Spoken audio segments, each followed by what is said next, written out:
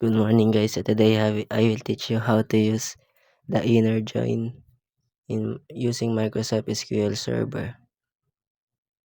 So first is select orders dot order ID, comma and space, and customers plus dot customer name,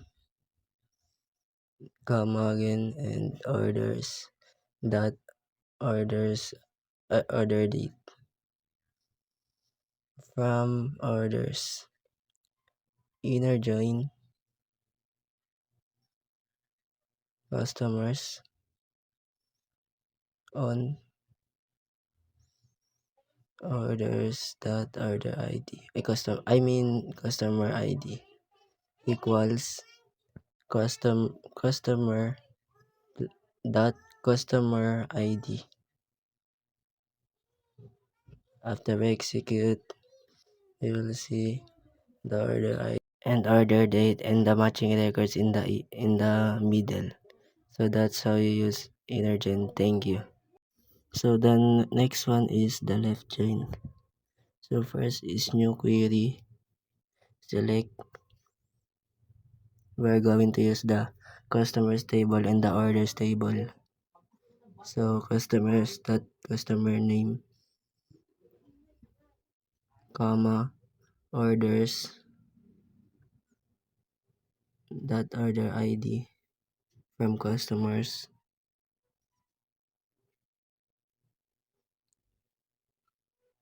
left join orders on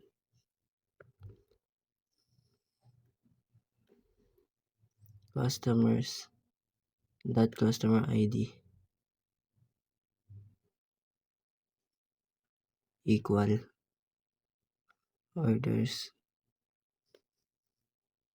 dot customer ID. We retrieve the matching records in the left.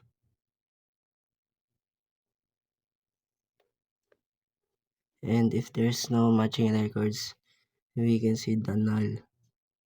As you can see, there is a null. That means there's no matching records.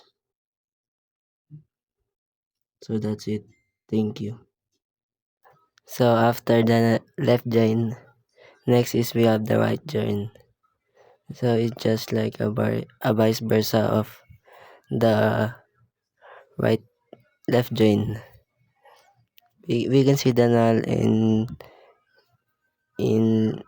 right in the left join, and in the right join we can see the null in left. So select orders that order ID, comma customers dot customers dot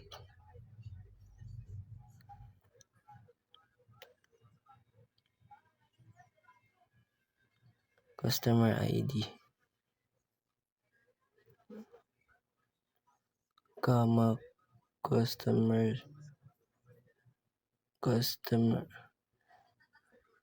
dot customer name.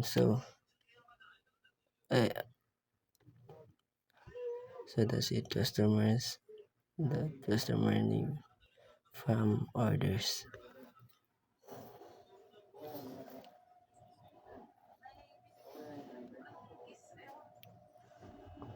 Right join customers on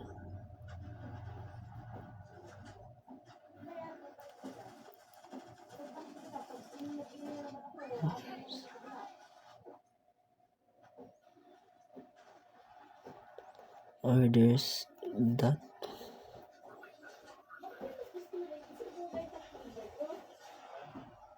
dot customer ID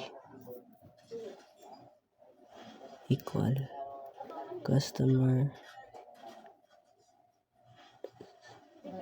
customers dot customer ID.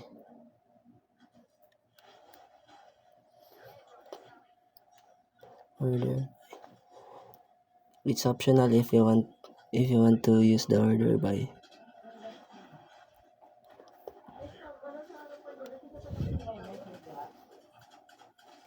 As you can see, there's a null in the left. So that's that's how you can use the right join using the Microsoft SQL Server. Thank you. So next is we have is full join or full outer join.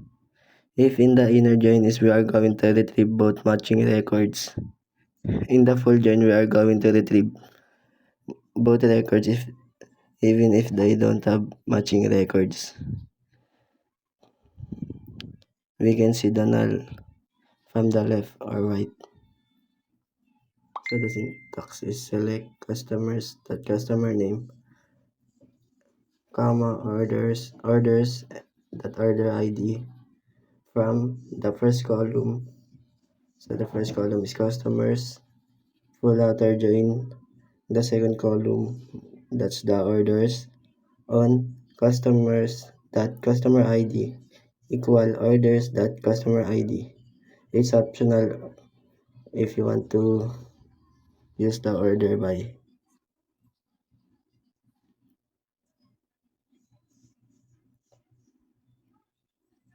So as you can see, so that's how you use the full join or full outer join using the Microsoft SQL Server. That's it. Thank you. So lastly is we have the self join. So for the self join we're going to combine only one table. So select a that customer name. We are going to give them alias by using as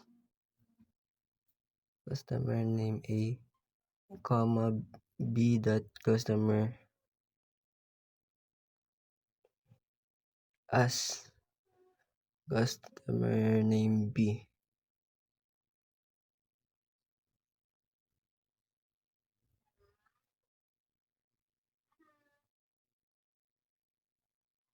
Comma dot a dot postal code from the first column. That's the customers.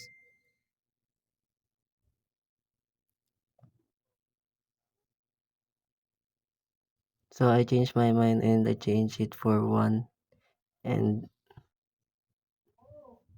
for the second column I changed it to 2. From customer A dot customer B. That's the both column from customers A dot customer B.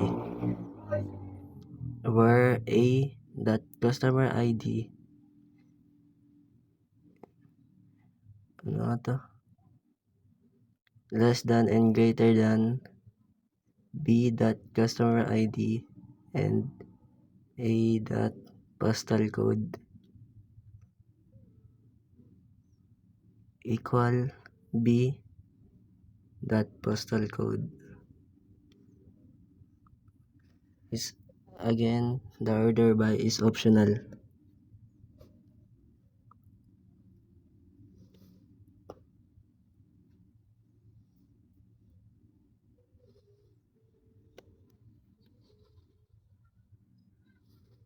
So I have a wrong here for the customer A because I changed it. I didn't I mean I didn't give us space and I didn't give S. I forgot. It's my fault. It's my fault.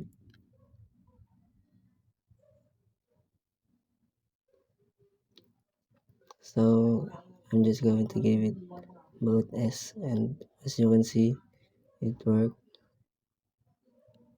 So that's how you can use the self join. Thank you.